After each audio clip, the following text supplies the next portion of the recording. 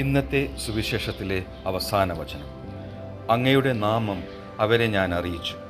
അവിടുന്ന് എനിക്ക് നൽകിയ സ്നേഹം അവരിൽ ഉണ്ടാകേണ്ടതിനും ഞാൻ അവരിൽ ആയിരിക്കേണ്ടതിനുമായി ഞാൻ ഇനിയും അത് അറിയിക്കും. ഈ വചനം യേശുവും അവൻ്റെ ശിഷ്യന്മാരും തമ്മിലുള്ള ആഴത്തിലുള്ള ബന്ധത്തെ പ്രതിഫലിപ്പിക്കുന്നു. ദൈവനാമം അറിയിക്കുമ്പോൾ പിതാവുമായി താൻ പങ്കിടുന്ന അതേ സ്നേഹം അവർ അനുഭവിക്കുന്നുവെന്ന് യേശു ഉറപ്പാക്കുന്നു. നമ്മുടെ കൂട്ടായ്മകളിൽ സ്നേഹവും ഐക്യവും പ്രചരിപ്പിക്കുവാനുള്ള നമ്മുടെ ഉത്തരവാദിത്തത്തിൻ്റെ ഓർമ്മപ്പെടുത്തലാണിത്.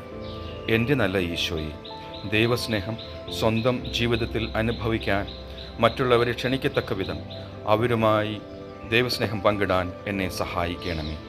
കർത്താവെ, ഐക്യവും സാമീപ്യവും പ്രകടിപ്പിച്ച് എൻ്റെ ബന്ധങ്ങളിലെ സ്നേഹത്തിൻ്റെ പരിവർത്തന ശക്തിക്ക് ഊന്നൽ നൽകി ജീവിക്കാൻ വേണ്ട കൃപ ഇന്നെനിക്ക് നൽകണമേ.